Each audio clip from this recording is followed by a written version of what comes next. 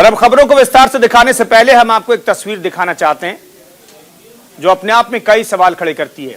UP में vote के लिए नेता हर दांव लगा रहे हैं, उन्हें भरी सभा में शर्मिंदा भी होना पड़े तो कोई गम नहीं। ऐसा ही एक मामला उत्तर प्रदेश के सोनभद्र से सामने आया है। रॉबर्ट्सगंज सीट से बीजेपी के मौजूदा विधायक और प्रत्याशी भूपेश चौबे चुनावी जनसभा के दौरान अचानक कुर्सी पर खड़े हो गए और अपने कान पकड़ लिए। इसके बाद वे कुर्सी पर ही उठक बैठक करने लगे। वे 3 बार ही उठक बैठक लगा पाए थे कि बगल की कुर्सी पर बैठे एक नेता ने उन्हें रोक लिया। विधायक भूपेश चौबे ने 5 साल में हुई गलतियों के लिए जनता से माफी मांगी है। यहां अंतिम चरण में 7 मार्च को मतदान होना है और उससे पहले रॉबर्ट्सगंज के बीजेपी के मौजूदा विधायक और प्रत्याशी भूपेश चौबे को आप इन तस्वीरों में देखिए। चुनावी सभा में वो मंच पर विराजमान थे और अचानक वो कुर्सी पर खड़े होते हैं। 1, 2 और 3, 4 बार वो कान पकड़ करके उठक बैठक करते हैं और कहते हैं कि पिछले 5 सालों में अगर कोई गलती हो गई तो मुझे माफ कर दीजिएगा। इधर प्रधानमंत्री नरेंद्र मोदी ने कहा है कि उत्तर प्रदेश में काफी समय तक जिन घोर परिवारवादियों की सरकार थी उन्होंने प्रदेश के साथ इंसाफ नहीं किया। पीएम मोदी ने यह बातें बाराबंकी में एक चुनावी रैली में कही। उन्होंने विपक्ष पर हमला बोलते हुए कहा कि ये घोर परिवारवादी चाहते हैं गरीब हमेशा उनके चरणों में रहे और उनके चक्कर लगाते रहे।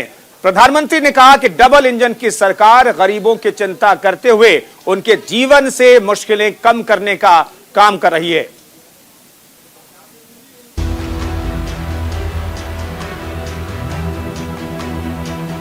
उत्तर प्रदेश में चौथे चरण का चुनाव समाप्त होने के बाद बाकी के चरण के लिए सियासी दल धुआंधार चुनाव प्रचार कर रहे हैं। बाराबंकी में पीएम मोदी ने चुनावी रैली में विपक्ष और समाजवादी पार्टी पर जमकर हमला बोला। पीएम ने कहा कि यूपी में दशकों तक जिन घोर परिवारवादियों की सरकार रही उन्होंने प्रदेश के सामर्थ्य के साथ इंसाफ नहीं किया। पीएम मोदी ने कहा कि इन घोर परिवारवादियों ने यूपी के लोगों को कभी भी खुलकर अवसर ही नहीं दिया। अपना सामर्थ्य दिखाने का अवसर ही नहीं दिया। जब सामान्य मानवी, जब हमारा गरीब मूलभूत सुविधाओं के लिए तरसता रहेगा तो फिर वो अपनी ऊर्जा आगे बढ़ाने में कैसे लगाएगा। ये घोर परिवारवादी जानते थे कि अगर गरीब के पास उसका घर हो गया, घर में शौचालय बन गया, अगर गरीब के घर में बिजली पहुंच गई, गरीब के घर तक सड़क पहुंच गई, तो फिर ये घोर परिवारवादियों के घर के चक्कर कौन काटेगा, उनके पास कौन जाएगा। एक घोर परिवारवादी चाहते हैं कि गरीब हमेशा उनके चरणों में रहे, उनके ही चक्कर लगाता रहे। हम गरीब की चिंता करते हुए उनके जीवन से मुश्किलें कम करने का काम कर रहे हैं और इसलिए आज यूपी का गरीब भाजपा के साथ डटकर खड़ा है। एकजुट होकर चुनाव के हर चरण में भाजपा को आशीर्वाद दे रहा है। इसलिए ये लोग बौखलाए हुए हैं। यूपी के लोगों को भ्रमित करने की कोशिश कर रहे हैं, लेकिन इन्हें पता नहीं है कि बीजेपी की जीत का झंडा। समाजवादी पार्टी की आलोचना करते हुए पीएम मोदी ने कहा कि घोर परिवारवादी जानते थे कि अगर गरीब के पास घर, बिजली, सड़क और शौचालय हो गया तो फिर इनके पास कौन जाएगा। ये घोर परिवारवादी चाहते हैं गरीब हमेशा उनके चरणों में रहें और उनके चक्कर लगाते रहें। पीएम ने कहा कि डबल इंजन की सरकार गरीब की चिंता करते हुए उनके जीवन से मुश्किलें कम करने का काम कर रही है। भाइयों बहनों, डबल इंजन सरकार आपको बड़े सपने देखने का और उन्हें पूरा करने का प्रोत्साहन दे रही है। पूर्वांचल एक्सप्रेस ऐसा ही एक प्रयास है। ये एक्सप्रेस वे इस पूरे क्षेत्र में रोजगार, व्यापार, कारोबार को गति देने वाला है। इसके इर्द गिर्द लगने वाली फैक्ट्रियां आने वाले सालों में इस क्षेत्र की तस्वीर बदलने वाले हैं। अयोध्या में हो रहा एयरपोर्ट का विस्तार इस क्षेत्र की कनेक्टिविटी को और सशक्त करने वाला है। इससे देश और दुनिया के पर्यटकों के लिए, श्रद्धालुओं के लिए आवाजाही बहुत आसान हो जाएगी। 21वीं सदी में अयोध्या का विकास सिर्फ अयोध्या तक सीमित नहीं रहेगा, बल्कि इस पूरे अवध क्षेत्र से पर्यटन और तीर्थाटन की संभावनाओं को विस्तार देगा। बाराबंकी की जनसभा में पीएम मोदी ने कहा कि यूपी में इतने दशकों तक कांग्रेस, एसपी और बीएसपी की सरकारें रही, लेकिन बीजेपी के आने से पहले यूपी में 11,000 महिला पुलिसकर्मी ही थी। लेकिन बीते 5 सालों में बीजेपी की सरकार ने लगभग 20,000 महिलाओं की नई भर्तियां पुलिस में की हैं। उन्होंने कहा कि पहले की सरकारों ने महिलाओं की जरूरतों और परेशानियों पर आंखें बंद कर ली थी। इन लोगों ने मनचलों को खुली छूट दे रखी थी, जो स्कूल से आने जाने वाली बेटियों को छेड़ते थे। दुर्भाग्य से पहले की सरकारों ने हमारी बेटियों की जरूरतों, उनके परेशानियों पर बिल्कुल ही आंखें बंद कर दी थी, ध्यान ही नहीं दिया। अगर उनके हृदय में जरा सा भी दर्द होता तो क्या वो उन मनचलों को खुली छूट देते जो स्कूल से आने जाने वाली हमारी बेटियों को छेड़ते थे? आज यूपी में ऐसे मनचलों को पता है कि अगर सीमा लांगी तो कड़ी कार्रवाई होगी। बाराबंकी जिले में विधानसभा की कुल 6 सीटें हैं, जिनमें से 5वें चरण में 27 फरवरी को मतदान होगा। 2017 के चुनाव में इन 6 में से 5 सीटों पर बीजेपी ने जीत दर्ज की थी। वहीं बाराबंकी सदर सीट पर एसपी प्रत्याशी की जीत हुई थी, जबकि 2012 के विधानसभा चुनाव में सभी 6 सीटों पर समाजवादी पार्टी ने जीत दर्ज की थी। Bureau report, news India.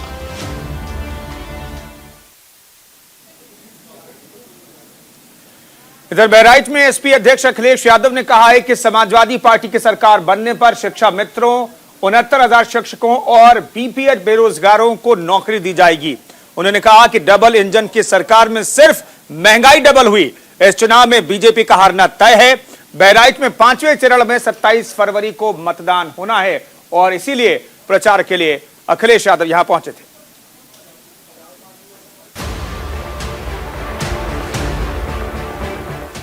Bahraich में समाजवादी पार्टी के मुखिया अखिलेश यादव बीजेपी पर खूब बरसे।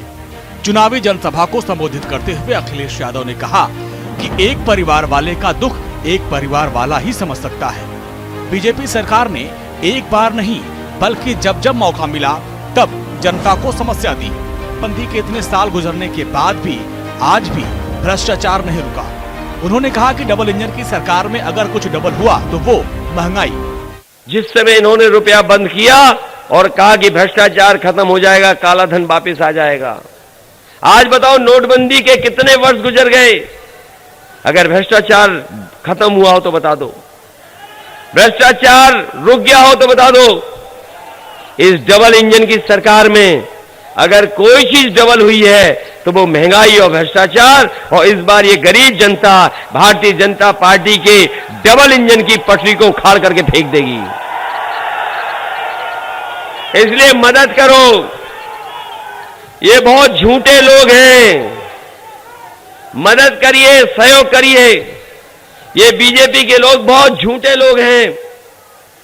आपने हिटलर सुना होगा। हिटलर के जमाने में केवल एक आदमी था जो प्रोपोगंडा करता था, प्रोपोगंडा मिनिस्टर था। अगर दुनिया में कभी भी कोई प्रोपोगंडा मिनिस्टर बना होगा, बातें फैलाने वाला, झूठ बोलने वाला, तो हिटलर ने एक मिनिस्टर बनाया था।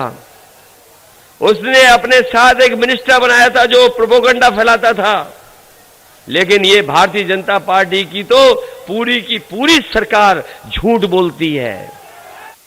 अखिलेश यादव ने कहा कि बहराइच में गंगा जमुनी तहजीब को आगे बढ़ाने वाले लोग हैं। समाजवादी लोग ईद और होली दोनों मनाते हैं। उन्होंने कहा कि झांसा देने वाले और झूठ बोलने वाले लोगों से सावधान रहना है। गरीबों को भारतीय जनता पार्टी ने धोखा देने का काम किया है। सूबे में एसपी की सरकार बनने पर शिक्षा मित्रों, 72,000 शिक्षकों और बीपीएड बेरोजगारों को नौकरी दी जाएगी। लड़ते रहे, संघर्ष करते रहे, इनकी कोई सुनवाई नहीं हुई। इनके आरक्षण का घोटाला हुआ और ये भारतीय जनता पार्टी के लोग जो पिछड़ों का दुख दर्द समझने की बात करते हैं, बताओ सबसे ज्यादा पिछड़ों को, दलितों को अगर किसी ने धोखा दिया है तो यही भारतीय जनता पार्टी है जिसने धोखा देने का काम किया। इसलिए 69,000 शिक्षक भर्ती में आरक्षण घोटाले को ठीक करके अभ्यर्थियों को चयनित करने का भी फैसला समाजवादी सरकार में लिया जाएगा। वही शिक्षा मित्रों का समाजवादी सरकार ने सम्मान किया था। आने वाले समय में हमारे शिक्षा मित्रों को भी नियमित अध्यापक बनाने का काम भी समाजवादी सरकार में होगा। ये हमारे बीएड और टेट वाले लोग ये जानते हैं कितना लड़ना पड़ा, इन्हें संघर्ष करना पड़ा। बताओ बीएड टेट वाले हमें जिता रहे हो कि नहीं जिता रहे हो? हमारी बहनें भी दिखाई दे रही हैं, बताओ आप जिता रहे हो कि नहीं जिता रहे हो? इसलिए सरकार बनेगी तो बीएड टेट वालों को समाहित करने का काम भी समाजवादी सरकार में होगा।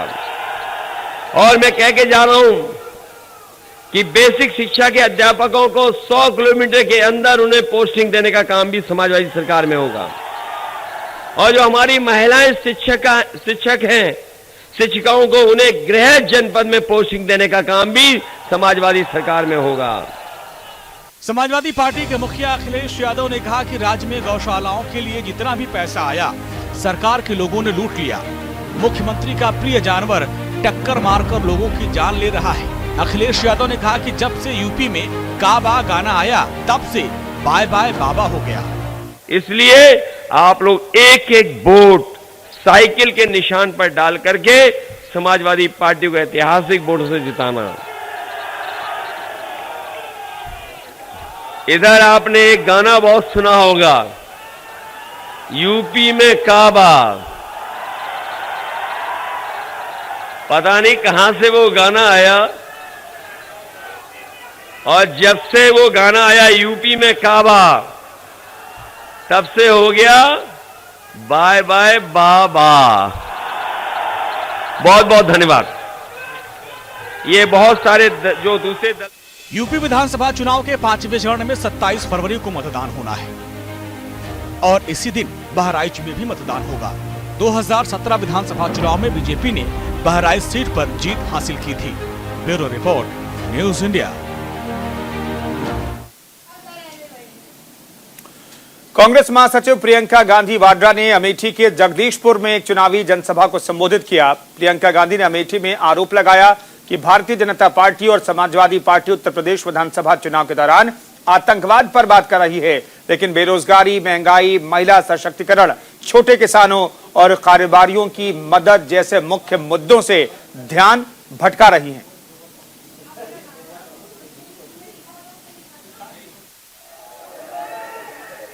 आप में से कितनों को पिछले 5 सालों में रोजगार मिला?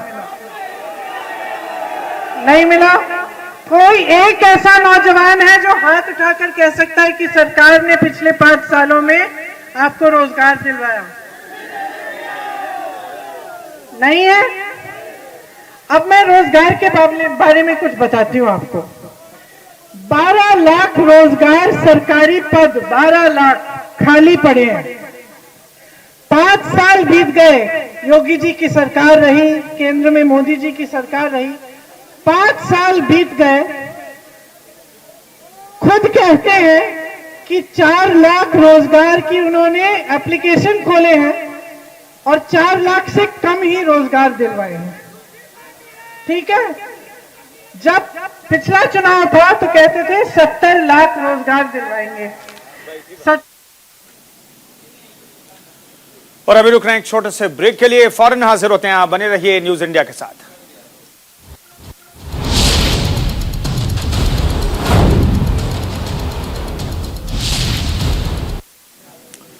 अमेठी में एक चुनावी रैली में उत्तर प्रदेश के मुख्यमंत्री योगी आदित्यनाथ विपक्ष पर जमकर बरसे। समाजवादी पार्टी की पहले की सरकार पर निशाना साधते हुए सीएम योगी ने कहा कि पहले सूबे में जॉब निकलने पर एक परिवार वसूली के लिए निकल पड़ता था। पहले माफिया जमीनों पर कब्जा करते थे। 2017 के बाद से ऐसे लोगों की हवा ही निकल गई है।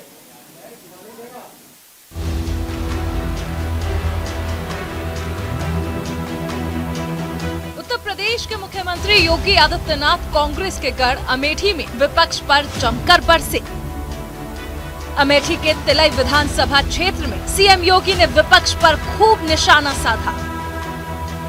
योगी ने विपक्ष पर आरोप लगाते हुए कहा कि समाजवादी पार्टी को वोट देने का मतलब आने वाली पीढ़ी के भविष्य को बर्बाद करना है। समाजवादी पार्टी अपने एजेंडे को लेकर चलती है। एसपी, बीएसपी और कांग्रेस ने केवल राजनीति की है। उन्होंने कहा कि इन लोगों की राजनीति का आधार जाति, मत और धर्म हुआ करता था। ये लोग समाज और राष्ट्र की सुरक्षा के साथ खिलवाड़ करते हैं। लेकिन इनकी राजनीति का आधार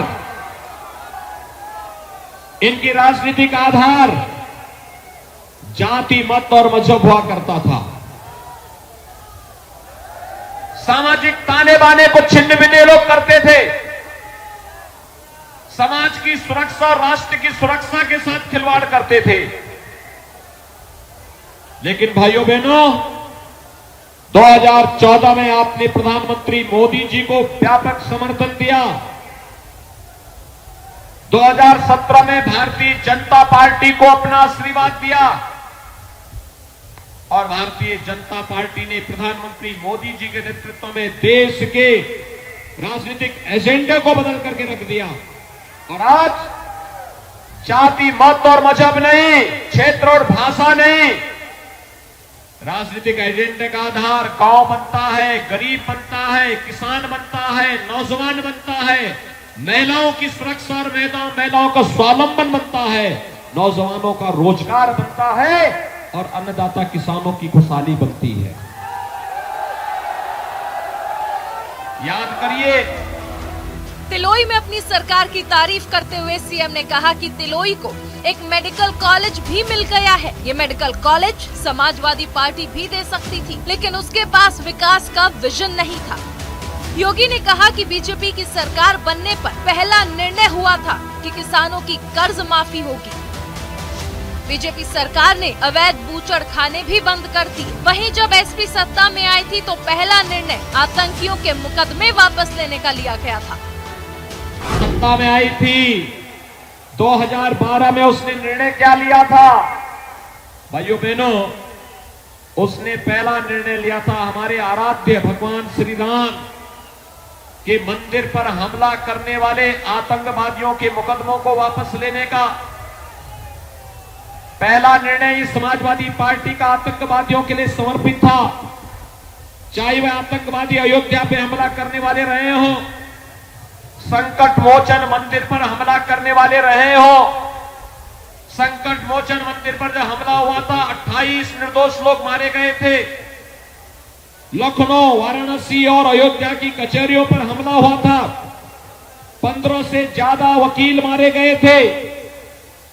गोरखपुर में, कानपुर में, बिजनौर में सीरियल ब्लास्ट हुए थे। रामपुर में सीआरपीएफ कैंप पर हमला हुआ था और इन सभी आतंकी हमलों के लिए जिम्मेदार आतंकवादियों के मुकदमों को समाजवादी पार्टी ने वापस लेने का कार्य किया था। सीएम योगी ने कहा कि बीजेपी सरकार में राशन का डबल डोज मिल रहा है। एसपी की सरकार होती तो वो लोग राशन खा जाते थे। बीएसपी सरकार के हाथी का पेट इतना बड़ा है कि वो भी हजम कर जाते। सीएम योगी ने वादा किया कि 10 मार्च को बीजेपी की सरकार बनेगी तो उज्ज्वला योजना के लाभार्थियों को होली दिवाली पर फ्री सिलेंडर मिलेगा। सरकार बनने के बाद 60 साल से ज्यादा उम्र की महिलाओं को यूपी परिवहन निगम की बसों में टिकट लेने की जरूरत नहीं पड़ेगी। सीएम योगी ने आरोप लगाया कि 2017 के पहले नौकरी निकलती थी तो सैफई खानदान वसूली में निकल जाता था। उनकी सरकार ने 5 लाख युवाओं को सरकारी नौकरी दी। प्रदेश के माफिया गले में तख्ती लेकर निकलते थे जो दंगा कराते थे और गरीबों की जमीनों पर कब्जा करते थे। हम धन्यवाद देना चाहेंगे उस समय की न्यायालय को जिसने समाजवादी पार्टी के इस षड्यंत्र को सफल नहीं होने दिया। भाइयों बहनों, अन्यथा प्रदेश में आतंक का कितना नंग तांडव होता, कितने लोग मारे गए होते। और मैं इसीलिए कहने के लिए आया हूं, समाजवादी पार्टी को समर्थन देने का मतलब आतंकवाद को प्रेरित और प्रोत्साहित करना है। समाजवादी पार्टी को वोट देने का मतलब पेशेवर माफिया और अपराधी को संरक्षण देने जैसा है। और समाजवादी पार्टी को दिया जाने वाला वोट आने वाली पीढ़ी के भविष्य को बर्बाद करने जैसा है। और इसीलिए मैं आपसे कहने के लिए आया हूं, समाजवादी पार्टी के मुखिया ने अब तक ये स्पष्टीकरण नहीं दिया है। बीजेपी अमेठी में भारी जीत के लिए पूरा दमखम लगा रही है।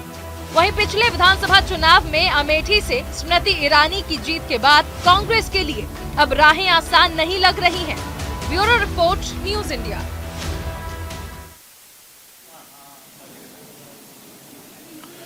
राजस्थान सरकार ने आज अपना बजट पेश करते हुए कई लोक लुभावन वादे किए। सीएम अशोक गहलोत की सबसे बड़ी घोषणा पुरानी पेंशन बहाल करने की रही। साथ ही सीएम ने वादा किया कि अगले 1 साल में 1 लाख युवाओं को नौकरी देने के साथ 10,000 होमगार्ड्स की भी भर्ती की जाएगी। बजट पेश करते हुए गहलोत ने कहा कि ऑर्गेनिक खेती के लिए किसानों को 600 करोड़ का अनुदान भी सरकार देगी।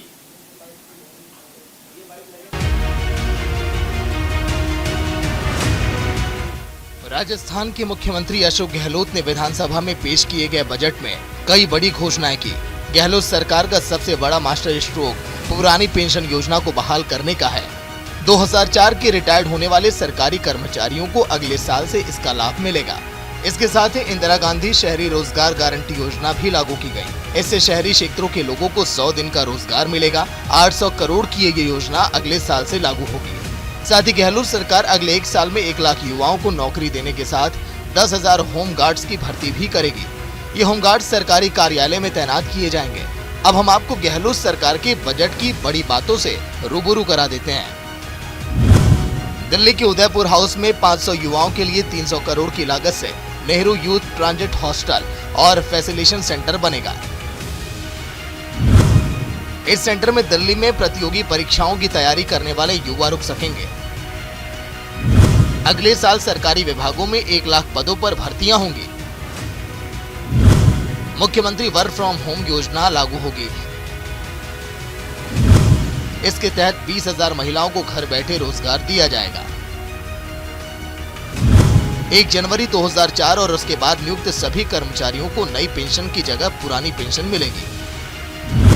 1 अप्रैल 2022 से संविदा कर्मियों की सैलरी 20% बढ़ेगी। प्रदेश में 100 यूनिट खर्च करने वालों को 50 यूनिट फ्री। 101 से 150 यूनिट तक 3 और 300 यूनिट तक 2 रुपए यूनिट का अनुदान मिलेगा। मुख्यमंत्री चिरंजीवी स्वास्थ्य योजना में 10 लाख तक का मेडिकल कवर मिलेगा। प्रदेश के हर जिले में मेडिकल कॉलेज और कुछ जिलों में नर्सिंग कॉलेज खोले जाएंगे। मैं यहाँ समाज सेवी बाबा आमटे के गठन को याद कर नेता नहीं बनना चाहता, मैं एक आदमी बनना चाहता हूँ जो कि थोड़े से मिलने पर ही संतुष्ट हो और लोगों के टूटने पर उनकी सहायता भी करे। जो मनुष्य ऐसा करता है वह निश्चित ही किसी पवित्र व्यक्ति से ही बड़ा है। ये मेरे जीवन का आदर्श है। अध्यक्ष महोदय, वर्ष 21-22 में मैंने अनुसूचित जाति जनजाति समुदाय के उत्थान के लिए विशेष राजस्थान पैटर्न लागू करने पर 100 करोड़ रुपये के विकास कोष की घोषणा की थी। मुझे माननीय सदन को अवगत करा दो हर्ष है। विधानसभा के इस सत्र में हम Rajasthan SC/ST development fund planning, allocation एवं utilisation and financial resources bill पेश कर रहे हैं। साथ ही अब मैं SC/ST विकास कोष की राशि 100 करोड़ रुपये बढ़ा करके 500 करोड़ रुपये करने की घोषणा करता हूँ। राजस्थान के इतिहास में ये पहली बार हुआ है जब किसानों के लिए अलग से कृषि बजट पेश किया गया। मुख्यमंत्री कृषक साथी योजना का बजट 2000 करोड़ से बढ़ाकर 5000 करोड़ कर दिया गया। प्रदेश के 85 लाख किसान परिवारों को इसका लाभ मिलेगा। अगले 2 साल में 20,000 किसानों को 400 करोड़ का अनुदान मिलेगा। राजस्थान फसल सुरक्षा मिशन शुरू होगा। 35,000 किसानों को खेतों की तारबंदी के लिए अनुदान मिलेगा। सभी जिलों में किसानों को सिंचाई के लिए दिन में बिजली अनुदान मिलेगा। ऑर्गेनिक खेती के लिए 600 करोड़ का अनुदान देने का ऐलान किया गया। बीज उत्पादन के लिए 12 लाख लघु किसानों को 75 करोड़ का मुफ्त बीज दिया जाएगा। ग्रीन हाउस के लिए किसानों को 400 करोड़ का अनुदान दिया जाएगा। बेसिकली जो बजट है वो ज्यादातर जनता को निराश करने वाला बजट है। ये नीति का बजट नहीं, मेरे हिसाब से राजनीति का बजट है। मुझे कोई इसमें विजन दिखाया नहीं, न दिखा। किसानों के लिए पहली बार बजट की घोषणा की है, परंतु किसानों के साथ भी छलावा है। फिगर्स देखना है, फिगर्स देखने के बाद ये बहुत और ज्यादा क्लियर होगा। सीएम अशोक गहलोत ने घोषणा करते हुए कहा कि JLN मार्ग जयपुर की शिक्षण संस्थाओं को मिलाकर एजुकेशन हब बनेगा। 19 जिलों में 36 गर्ल्स कॉलेज खोले जाएंगे। CISF की तर्ज पर Rajasthan industrial security force RISF का गठन करेगा। पर्यटन को इंडस्ट्री का दर्जा दिया जाएगा। 1 करोड़ 33 लाख महिलाओं को सरकार स्मार्टफोन देगी। उदयपुर और कोटा में विकास प्राधिकरण बनाया जाएगा। प्रदेश में 500 पुलिस मोबाइल यूनिट बनाई जाएगी। पुलिस अभय कमांड के कैमरे की संख्या 30,000 की जाएगी। जयपुर के बड़ी चौपड़ से ट्रांसपोर्ट नगर तक और सीतापुरा से आंगनबाड़ी तक मेट्रो का विस्तार किया जाएगा। सरकार हमेशा दर्द और परेशानी को समझती है। बीजेपी के नेताओं के माथे पर चिंता की लकीरें थी, वो परेशान थे। बाहर निकलते हुए बीजेपी के तमाम नेता कह रहे थे ऐसा बजट ना तो हमने सुना, ना हम उम्मीद कर सकते हैं। अब वो फ्रस्ट्रेशन में जिस तरह की बयानबाजी कर रहे हैं, इसका मतलब एक बीजेपी के नेता ने बोला आप जनता के दुखों को दूर नहीं करना चाहते। जाहिर है गहलोत सरकार ने जनता के सामने उम्मीदों का पिटारा खोल दिया। Bureau report, news India.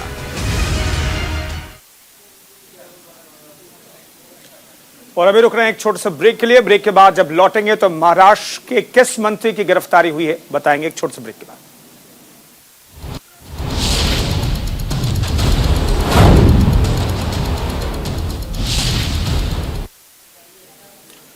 Maharashtra की सियासत में आज दिन भर हलचल रही। दिन भर सियासी भूकंप महसूस किया गया और यह सब कुछ हुआ महाराष्ट्र के मंत्री नवाब मलिक की गिरफ्तारी के बाद। डी कंपनी से कनेक्शन और मनी लॉन्ड्रिंग केस में प्रवर्तन निदेशालय ने आज नवाब मलिक को अरेस्ट कर लिया।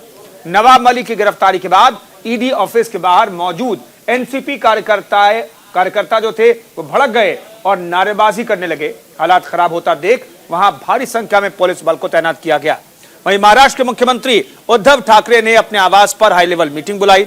थोड़ी देर पहले नवाब मलिक की अरेस्टिंग के मुद्दे पर शरद पवार की अगुवाई में एनसीपी की भी एक बैठक हुई। एनसीपी नेता की गिरफ्तारी के बाद कैसे दिन भर आरोप प्रत्यारोप का दौर चलता रहा, सियासी उठापटक देखने को मिली, देखिए इस रिपोर्ट में। नवाब का डी कंपनी कनेक्शन, मुसीबत में फंसे सियासी सिकंदर। ईडी ने नवाब को किया गिरफ्तार। मुंबई से दिल्ली तक मचा बवाल।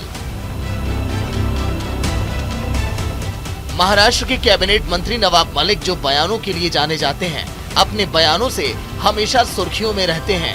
एक बार फिर वो सुर्खियों में आ गए। बुधवार को अहले सुबह ईडी की टीम नवाब मलिक के घर पहुंची। जैसे ही प्रवर्तन निदेशालय के अधिकारियों की गाड़ियां नवाब मलिक के घर पहुंची, नवाब मलिक पर मंडराते खतरे की आहट को सब महसूस करने लगे। महाराष्ट्र से लेकर दिल्ली तक फोन घनघनाने लगे। नवाब मलिक के समर्थकों की जुबान पर बदले की भावना का जिक्र था तो विरोधी कह रहे थे जैसी करनी वैसी भरनी। बताया जा रहा है कि सुबह 4 बजे ईडी की टीम नवाब मलिक के घर पहुंची। 7:30 बजे के आसपास नवाब मलिक को ये टीम अपने साथ ले गई और करीब 8 घंटे की लंबी पूछताछ के बाद दोपहर 2:45 बजे नवाब मलिक को प्रवर्तन निदेशालय ने गिरफ्तार कर लिया।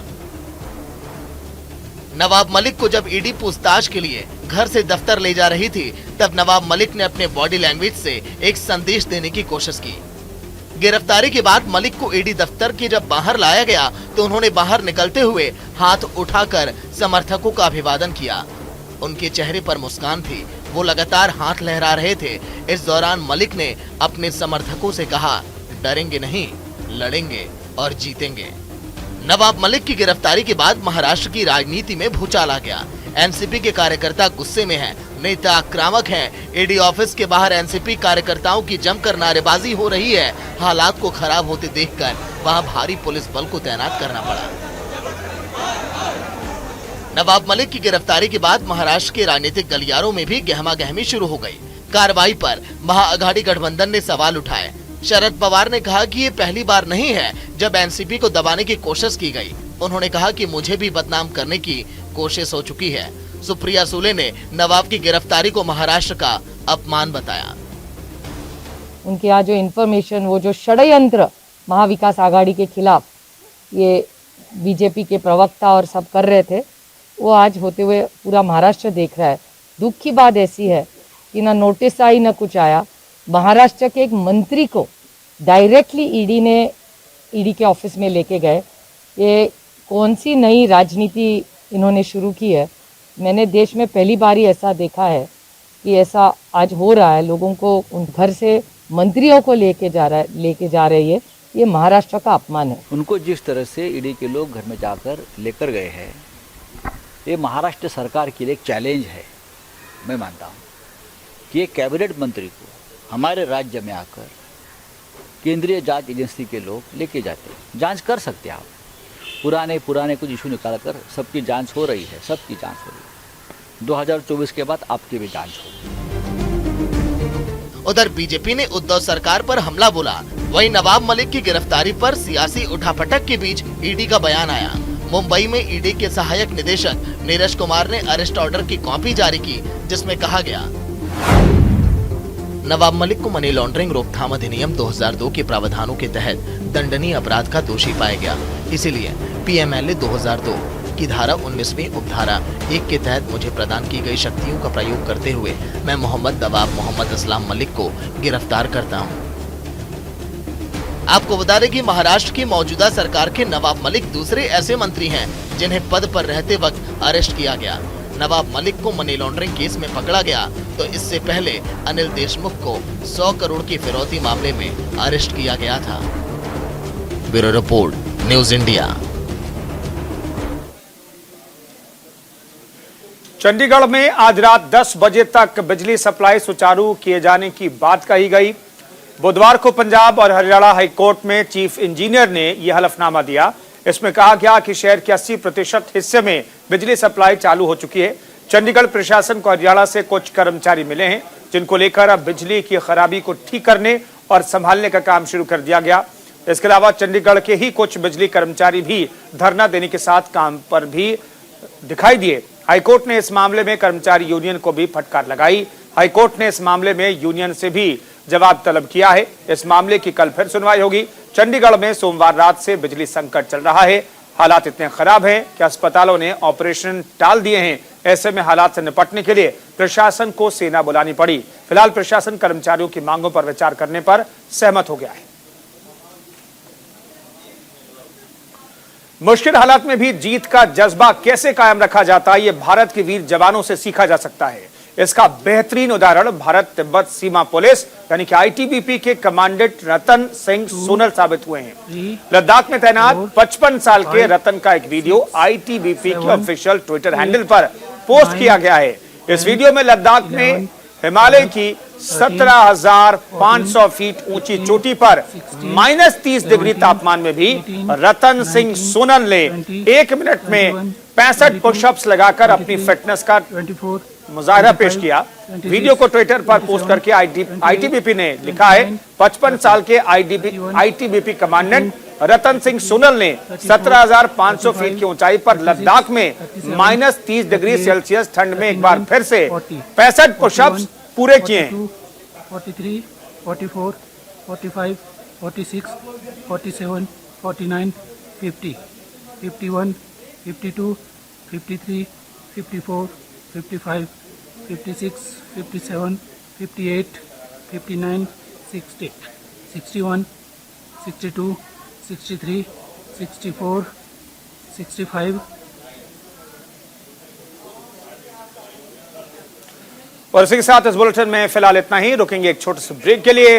बने रहिए न्यूज इंडिया के साथ।